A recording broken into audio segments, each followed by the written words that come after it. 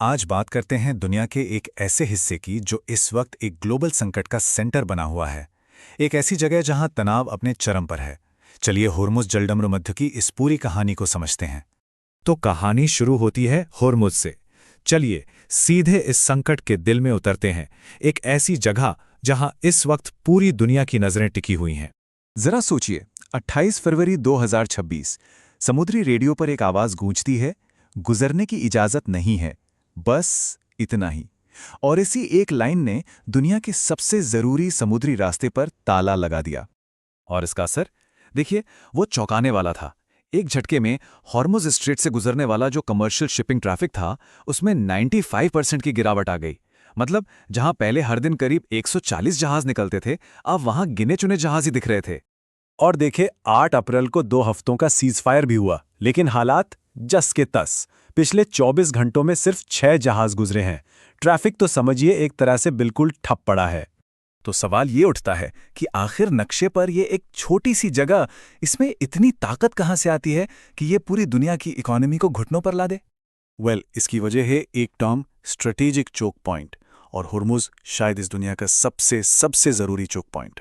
जरा इसकी लोकेशन को देखिए। ये फारस की खाड़ी को खुले समंदर से जोड़ता है और सबसे संकरी जगह पर इसकी चौड़ाई सिर्फ 30 मील है। ये इतना संकरा रास्ता है जो ईरान और ओमान के मुसन्नम पेनिनसुला को अलग करता है, और यही चीज इसे इतना ज्यादा स्ट्रेटेजिक बनाती है।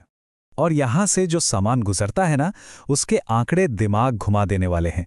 सोचकर देखिए, दुनिया का 25% समुद्री तेल, 20% एलएनजी और 30% फर्टिलाइजर का ट्रेड, सब कुछ इसी एक पतले से रास्ते से होता है।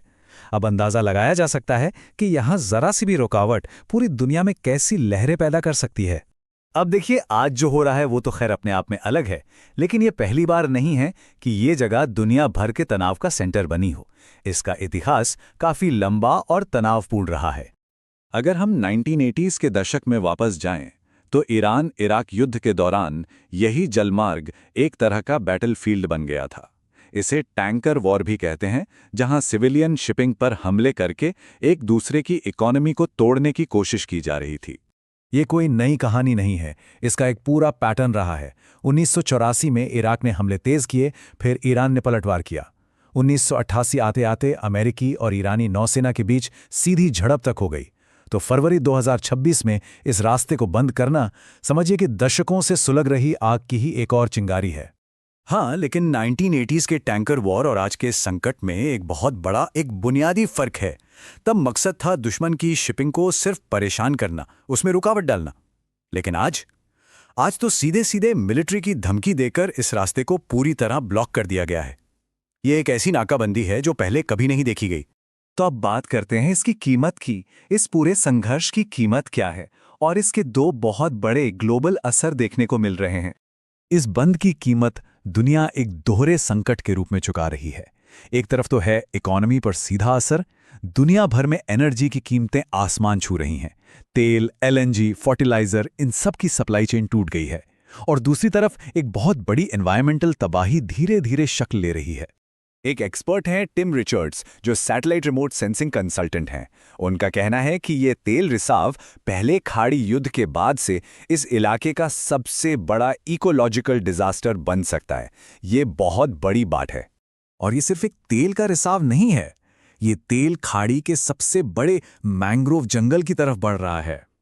ये वो जगह है जो न जाने कितने प्रवासी पक्षियों, मछलियों की प्रजातियों और खतरे में पड़े कछुओं का घर है। तो इसका जो नुकसान होगा वो बहुत लंबे समय तक महसूस किया जाएगा। तो चलिए अब वापस आज के हालात पर आते हैं। इस संकट को कम करने के लिए एक नाजुक सा समझौता भी हुआ है। देखते हैं कि वो क्या है। 8 अप्रैल 2026 को ईरान और अमेरिका के बीच 2 हफ्तों के सीज फायर पर डील हुई। बात सीधी थी, ईरान इस रास्ते को फिर से खोलेगा और बदले में अमेरिका अपने हमले रोक देगा। इससे एक उम्मीद तो जगी थी कि शायद हालात सुधर जाएं। लेकिन जमीनी हकीकत कुछ और ही है। आंकड़े देखिए, सीज फायर के बावजूद शिपिंग का हाल वही का वही है। संकट से पहले जहां रोज 140 जहाज गुजरते थे, अब सिर्फ 6। ये तो ना के बराबर है। साफ है कि सीज फायर ने कुछ खास बदला नहीं है। तो असल बात यह है कि ये जो रीओपनिंग हुई है वो सिर्फ नाम की है।